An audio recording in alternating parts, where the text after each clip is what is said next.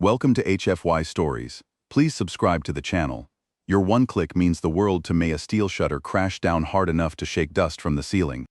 12 feet ahead, a second door was already descending, turning the service corridor into a red-lit box with civilians trapped between them. Rebecca Hayes heard the little girl ask, "Are we stuck?" Daniel Carter did not look at either door. He looked at the walls. "Against the sides," he said. "Nobody stand in the middle." Months later, that was the detail Rebecca would remember most clearly. Everyone else had watched the exits disappear. Daniel had searched the walls, the floor, the ceiling, looking for whatever the station could still give them. 40 minutes earlier, she had been teasing him for staring at a diplomatic terminal that looked perfectly safe. Aris Prime was preparing for a trade summit. Delegates filled the arrival hall, camera drones floated above a fountain, and cargo crews moved between polished columns. Daniel, wearing a dark security jacket instead of military armor, watched none of the ceremony. 3 local officers on an upper balcony were facing the exits. A maintenance cart stood beside a support column. Rebecca had not seen it arrive. Then a frightened dock worker passed with his daughter gripping his hand. The man whispered, "Please, don't let anyone take her." Daniel's gaze sharpened. Rebecca leaned closer. "What are you seeing?" "Too many people ready to leave before there's a reason." General Carvos crossed the hall with armored guards at his back. His yellow eyes paused on Daniel, and amusement pulled at his mouth. "This is Earth's protection?" he asked one of his officers. "One unarmored man?" The officer chuckled. Rebecca waited for Daniel to answer. He only said, "People are generous when they think you're harmless." A camera drone fell out of the air. The music stopped. Every display in the terminal went black. "Move everyone away from the glass," Daniel said. This time Rebecca did not question him. Emergency lamps washed the chamber in crimson. Carvos planted himself in Daniel's path. "My forces control this station." Daniel looked toward the balcony, then asked them where they went. The posts above them were empty. Carvos called command. No response. A low mechanical vibration rolled through the floor. Security doors began sealing somewhere beneath the terminal. Panic spread through the delegates. Daniel guided the dock worker and his daughter toward Rebecca. "Stay with her. Keep moving." 2 of Carvos's guards entered an open service doorway despite Daniel warning them back. Only one returned. His shoulder armor hung loose and his breath came in ragged bursts. "They're inside the structure," he said before sinking to one knee. Daniel crossed to him first and handed him a dressing from his medical pouch. Carvos stared. "After what we said about you?" Daniel rose. "Your opinion isn't bleeding." Then every locked entrance clicked open. Figures in utility uniforms appeared from 3 corridors at once. No insignia, no shouted demands. They simply occupied the route civilians would naturally choose. Carvos ordered his soldiers forward. They formed exactly as trained, shields overlapping, weapons covering standard angles. The attackers separated them within seconds. Daniel caught Rebecca by the arm. "Service passage, not the main exit.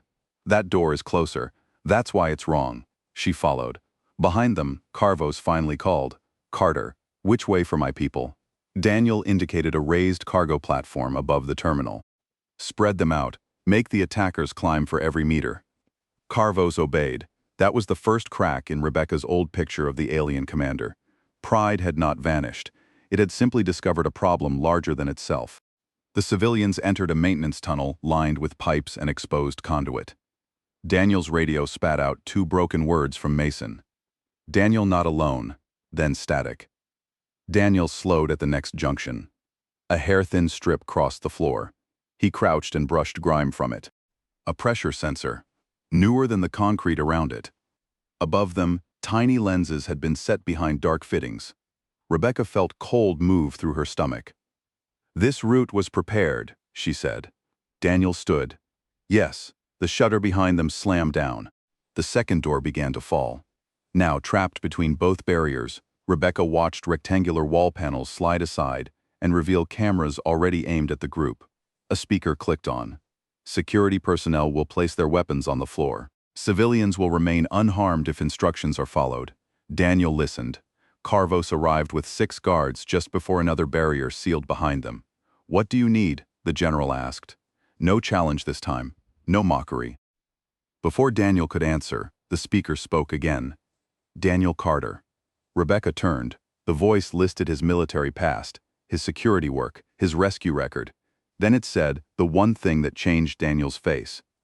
You chose every route we expected. A wall section opened. 12 operatives waited beyond it in gray uniforms. Their leader removed his helmet. Human, mid-40s, calm, Adrian Cross, he said. Rebecca searched her diplomatic memory and found nothing. Cross gave Daniel an almost respectful look. We ran 118 models.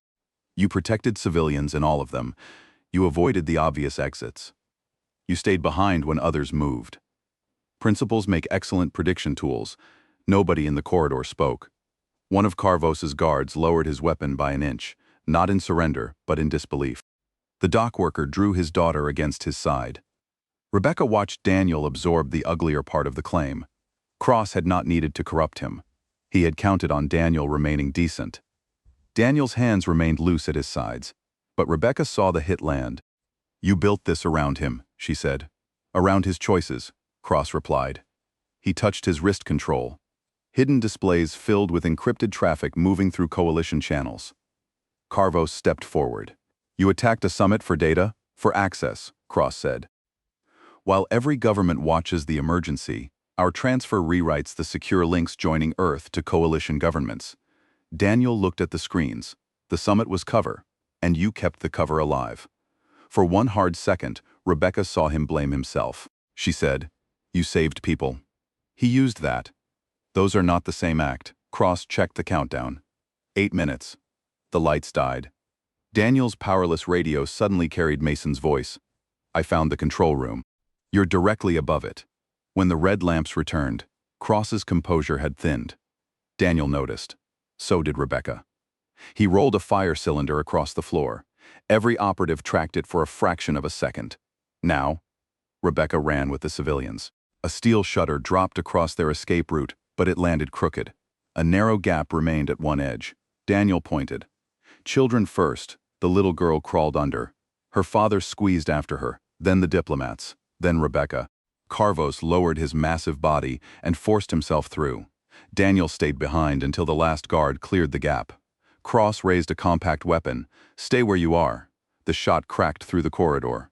Daniel struck the door behind him, caught himself, and stayed upright. Rebecca flinched toward the opening, but Carvos blocked her. He ordered us forward, he said. He's alone. Carvos watched Daniel through the gap. No, he has found something. Daniel pulled a folded maintenance map from his jacket and spread it against the metal. Fresh ventilation, new power feeds, reinforced walls. Changes that all converged beneath the corridor. He tapped one point and watched Cross's eyes. Good, Daniel said softly. That confirms it. Cross understood too late. Stop him. Daniel smashed the fire cylinder into a crooked emergency panel. The cover broke free, revealing an old manual service shaft. He dropped into it before the operatives reached him. Below, Mason waited behind cooling machinery, dust streaking his face. You figured it out. Show me what matters. Through reinforced glass, rows of servers pulsed while a countdown ran below 90 seconds. Mason pointed at the cooling lines. We can't beat their encryption in time, but the array shuts itself down if coolant is cut manually. A protected steel wheel stood at the end of the catwalk. Daniel gripped it with both hands. It refused to move. Footsteps hammered onto the level above. Again, Mason said. Daniel drove his weight into the wheel. Metal groaned. The valve turned a fraction, then another. Warning lights flashed across the control room. The countdown fell through 20. Cross entered at a run. Carter. Daniel pulled once more. The wheel gave. Monitors changed from blue to yellow. Server banks began shutting down in sequence. 12 seconds remained when the transfer stopped. Cross stared at the dead screens. You have no idea what you just destroyed. Daniel released the wheel, breath shaking now. I know who you were willing to spend. Security teams reached the hidden room after communications returned. Cross's operation ended there. Days later, Rebecca stood beside the rescheduled treaty table when General Carvos approached Daniel. The commander's armor was immaculate again, but he removed one gauntlet before offering his hand. I measured you by the wrong things, he said. Your size, your equipment, how little noise you made. Daniel clasped his hand. You adjusted. Carvos gave a short laugh. After being given several opportunities. The dock worker's daughter appeared before anyone could stop her and wrapped both arms around Daniel's waist. He looked startled for the first time Rebecca could remember. Then he crouched so she could show him the tiny summit badge pinned crookedly to her coat. Months later, military academies across the coalition received the official incident report.